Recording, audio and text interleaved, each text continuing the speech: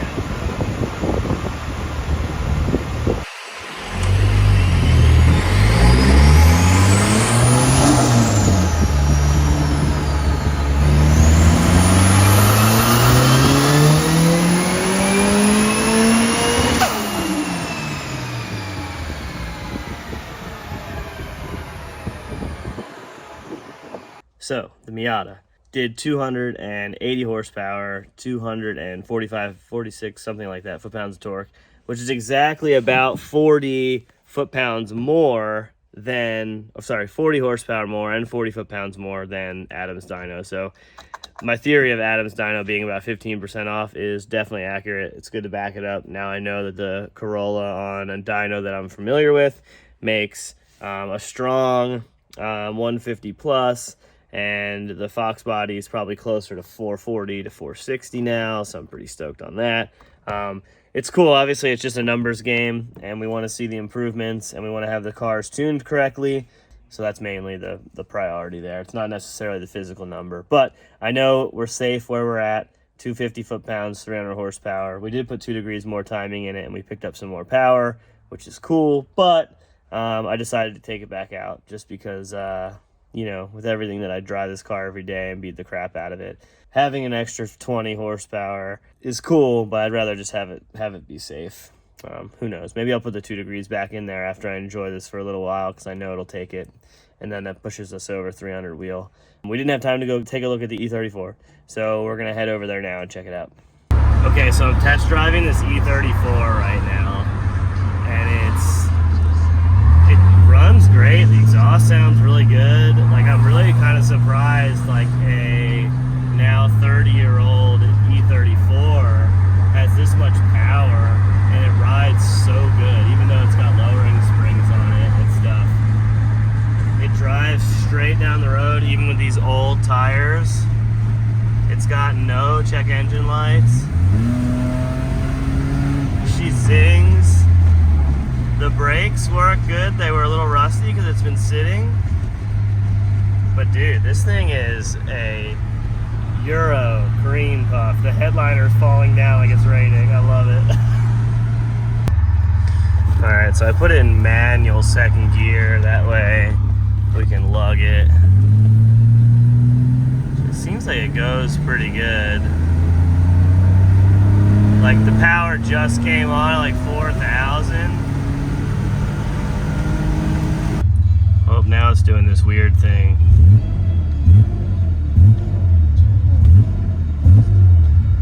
Even if I do part throttle, it doesn't want to rev over that. Okay, so I ended up buying it, and it drives really good. The story is way too good, though. So, 81-year-old the car in Germany, brand new. Drove it in Germany from 92 all the way till 2000.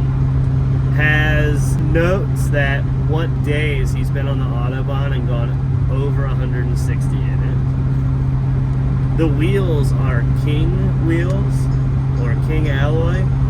There was only 2 sets made apparently. They're directional, I think, at least from what I was looking at really quickly. I'm on my drive home. I've driven about 35 miles in it. AC blows cold, car drives great. The tires are really old, so we're gonna put some tires on it. But before I do that, I'll probably powder coat the wheels back to the original color. But guy imported it over from Germany and owned it since then, since 2000 here in Florida. So he's the first owner, the only owner. Absolutely insane. Really cool story. Dude is hilarious. Like, reminds me of Samuel L. Jackson. Like, just a wild dude. Talking about everything. He just got a Scat Pack car, so he's basically selling this to put wheels and tires on his other car and some other things and modify that. Can't have 2 cars. Wife said one has to go, so I picked up the 535. I got it. It's basically going to be a car that when I have friends or family in town, they can drive, and also I can go take it to the airport or whatever I want to do. But basically just a second car to drive around and not worry too much about, and they're super dead nuts reliable. You just spent like $3,000 on an exhaust for it. It's insane. It's really nice stainless. I have receipts that go back to the beginning, so we're gonna go through those and film and see what it's like. I haven't looked at any of it yet, so I'm really excited to be able to share that with you guys in this awesome find. Okay, so we're finally re-engineering. Well, I didn't re-engineer any of this actually. I got a new part from Jemsport that is a new adapter plate. So the old one is this guy right here. New one is this guy right here. The positioning of this plate, as you can see up top here, it's for a Duratec, which is very, very, very close to the EcoBoost, but it's not perfect. So I've only had about 6 bolts out of the 10 or so from the adapter plate to the block, and then about 7 from the transmission to the adapter plate, which it has dowels and whatnot, so really not that big of a deal, but this is just a way better design. Sorry, this one. So Jemsport sent me this new setup that has a different flywheel a little bit. It looks like this is a little bit deeper, a little shallower here, so maybe a little bit lighter, not sure.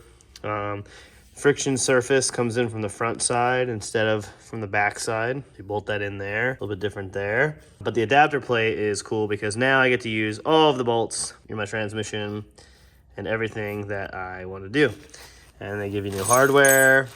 They give you basically everything you need to put it on, including the new dowels. So we're gonna go ahead and throw this in and get it going. Also, I swapped some taillights out. I had the older coupe or hatchback ones with the yellow in there, and a local dude swapped me out for them, so kudos to him. We're gonna put the transmission back into this thing now with the new adapter plate and everything. I'll show you guys that in a second. Okay, so the transmission went back in. All of the bolt holes line up now. We've got a lot more, enough that we're actually circling the entire deal. I gotta put a new Jubo on there because unfortunately with the solid axle, it kills Jubos pretty quick. So even with the fact that we have the center bearing support, the issue is because it's solid axle and it's sliding back and forth on these splines, it definitely takes a toll on the Jubo. This is the one we put in originally.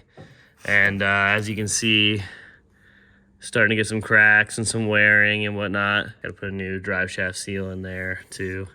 So a year, and that's pretty normal for these things anyway with high horsepower. This car doesn't have a ton, so I'd like to make it last longer, but I got a new one from FCP Euro, so we're gonna slam that on there. I also need to modify my transmission mount a little bit, so we have a little bit more engagement. This one's been hanging on for a little while on the mount, and I wanna just basically complete that to give it a bigger channel for the mount to ride on. But other than that, looks good. We got our Miata starter in there, and the ZF is installed, and everything's looking pretty nice. We're gonna slam the rest of this back together and go give it a shot. Oh, and we got a new comp clutch in there, so I'm excited to try that out because we've been running a kind of hodgepodge mix of a comp disc and a Sachs pressure plate, and they've actually sent me the correct stuff, so we're gonna pop that in there too.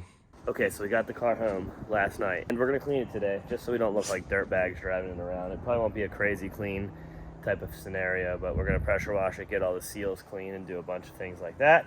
I went ahead and put these VSXXs on that I had laying around that were already 120, and they have some Nitto 275s, 225s. They fit pretty nice because this is not rolled yet, so, or we're not gonna roll it anyway. You can see how dirty it is now. Chelsea's gonna get the pressure washer and start going at it and scrubbing and cleaning. I did a quick clean of the interior. I also put a black door card that they had in the back in. I just did like a quick, like, get all the trash type of thing out of it. This car is so nice, so clean in terms of preserving the aspect of it.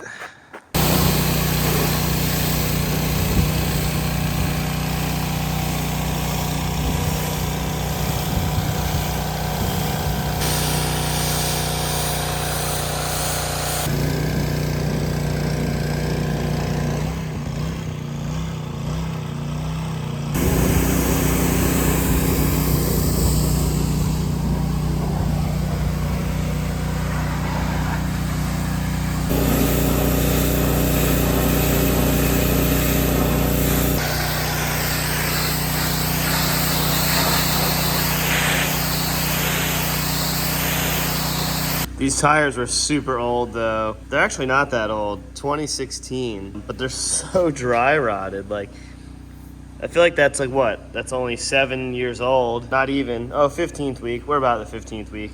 So 7 years old and they're trashed already. That's wild.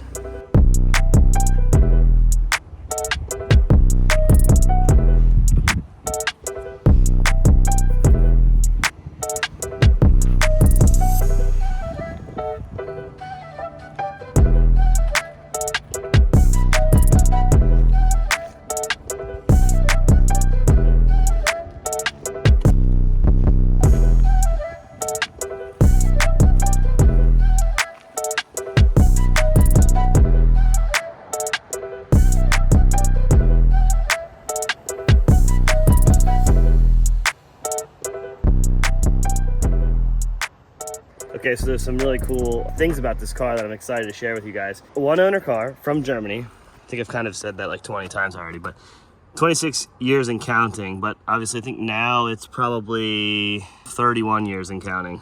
It was made in August of 1992 as a build date, and then it was he bought it in Germany in December of 1992. In March of 1993, you went on the Autobahn and did 160 miles an hour in it. I don't know what the truth to that is. And then at the bottom it says, imported to the US in 2000. So now that we've cleaned this thing up a little bit, it's really nice. Like I said, I put these VSXXs on there because we're putting different wheels on it. The wheels that came with it, we're refinishing so they're really nice. The whole gas cap area cleaned up really, really nicely.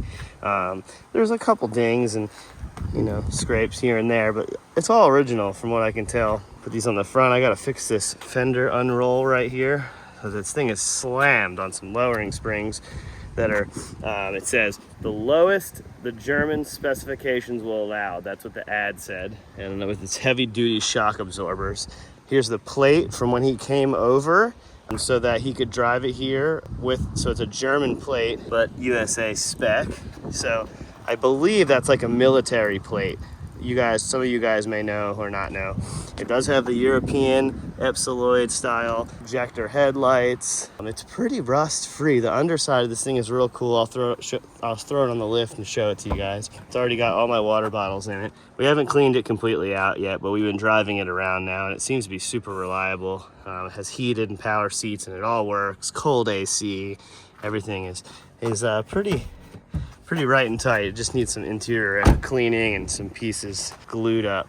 So this is a German spec one, which I thought was really weird about this. So maybe some people that are watching are E34 fans. I believe this is drive-by-wire. I don't see a secondary throttle or throttle cable anywhere. And when I put it in sport mode, the throttle response gets way snappier. So this is a 1992 that I think is actually drive-by-wire.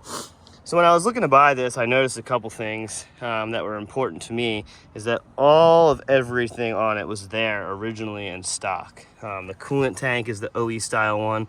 It doesn't have any coolant pressure. It has a newer clutch fan, newer radiator, new AC condenser, new AC compressor.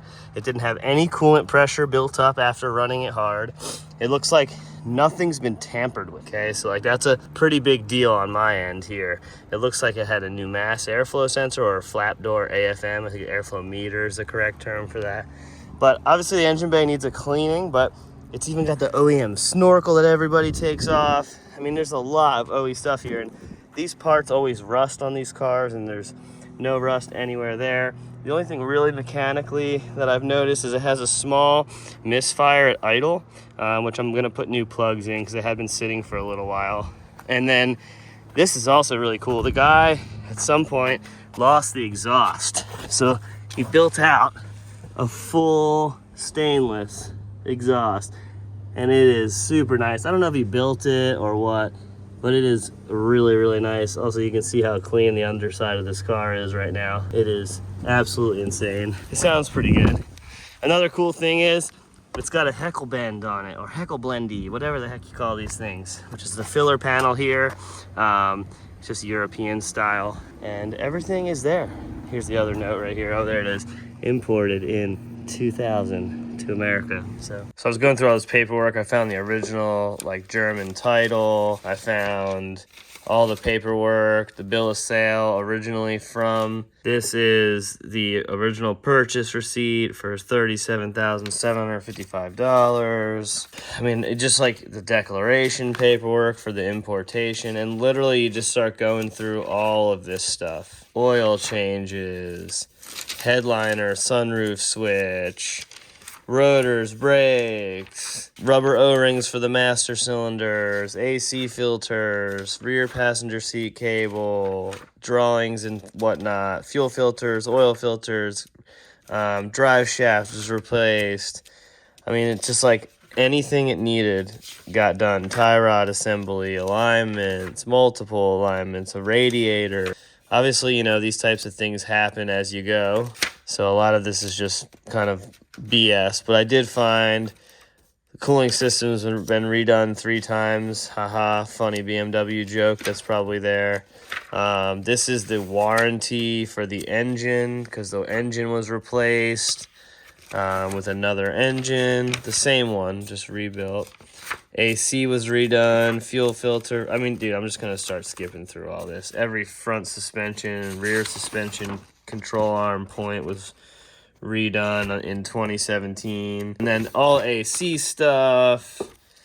Dude, everything that could be replaced has been replaced. Just recently, this is one shock absorbers and battery and other stuff, and a bunch of other OEM BMW parts everywhere. Really cool to see that. And, you know, keep everything in the family. Keep it all together. Anyways, like I said, cool car overall. It's gonna be cool to have this car live on. The previous owner was awesome. Super cool guy. He was 81, but he was down, and he had a good time and had a lot of fun in this car in Germany. He was a Vietnam vet, and, you know, obviously thanks for his service for that. But I'm pumped to have this car be like the loaner car for when people are in town, when I want to run to the airport, and just drive it and enjoy it, because I love these cars. It's not an M5, but M5s are getting pretty unobtainable now, so this is what we got. What do you think? Thanks for cleaning it. Did a good job. Now let's go get rid of that. Pup, what do you think? What do you think, pup? Is the E34 sick or what?